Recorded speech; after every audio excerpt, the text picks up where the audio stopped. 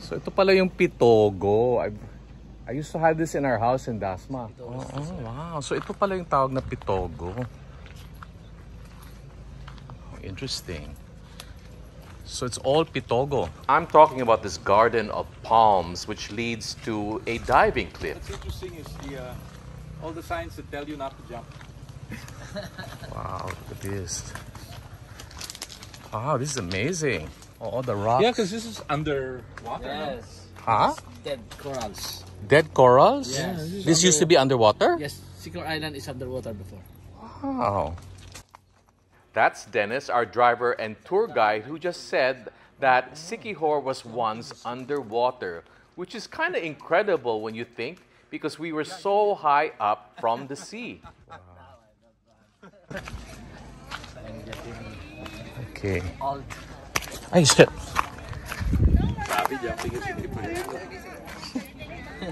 They do jump. Yeah. So how come jumping is strictly prohibited from here? Yep, from here. Prohibited from here. Sa baba, pwede. Well, the water was very inviting. If I were young, I probably would have jumped in. And there's a shrine for all the people who did not make it. Who did not make it. Who jumped and missed. Nako, wag na lang. Anyway, ang pinakasadya namin doon was to get a picture on this cliff. Sa halagang 15 pesos, pwede ka magpa-photoshoot on that cliff. And the locals there have become such excellent photographers, and may I say, buwis buhay ang ginagawa nila. Ito ang mga photographers dito. Oh. Hello po. Hi guys. Oh, sino pangalan mo? Jezreel po. Tingnan mo to sila ha, hindi natatakot. Tingnan mo, stress. Look at this, man. It's like, look at that. Wala kayong takot? Wala po. Sanay na po.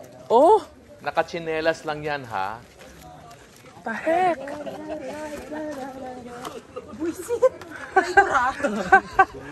Oh my God, it's a long drop, if ever.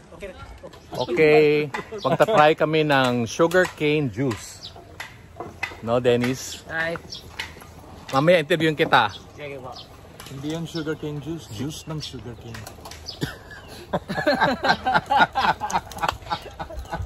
Kwento mong proseso. Ayan, so kukuha siya ng tubo, tapos i-chop mo. Pigain lang siya. Pikain. Yan. Ganyan Ito yung kadami. machine. Manual po to na machine. Okay. Tapos dito po lalabas na yung Yung juice. juice. Yes po. Yes po. Oh, ayan siya oh. Tapos ginagrind nyo lang, tapos lumalabas yung juice dito sa loob. Okay. Sumiran ba? Oh, ganun lang kasimple. Yes. With lemon. Kaya kwento ko mo ulit, sabi ko, mataas ba sa sugar content ang sugarcane? Yes, of course kasi sugar cane to eh. Pero yung sugar na andito is raw, mabilis siya i-digest.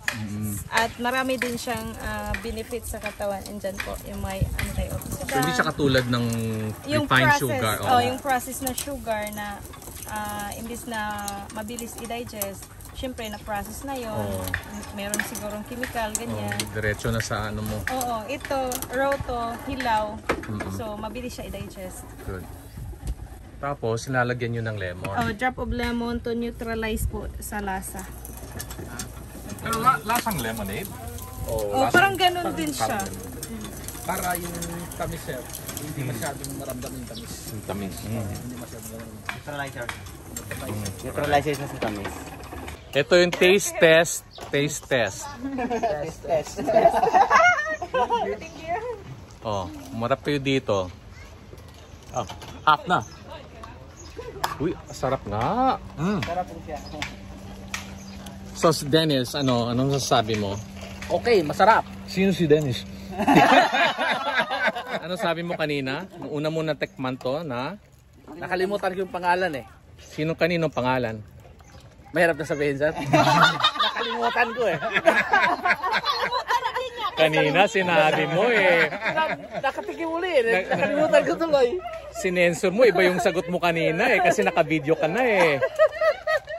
Kanina sabi, ibang sagot mo kanina nung hindi pa naka-video eh. Natakot sa... Inom ulit siya. Nakalimutan ko tuloy. Natakot siya sa ebidensya eh. Baka hindi ka kasi makauwi, ano? Uwi pa rin. Isa pa din ko yan. Kapatid mo pala. Okay. Ito lang po ba? Anong pangalan nyo? Gilbert. Gilbert and... Oh, everybody's just so nice there. I also saw on the side them selling shell necklaces, and I saw puka shells, which reminds me so much of the old Boracay, so I bought one. Pitogo was the second stop of many in our fun-filled day tour of Siquijor. I'll be sharing more adventures around this amazing island. Abangan!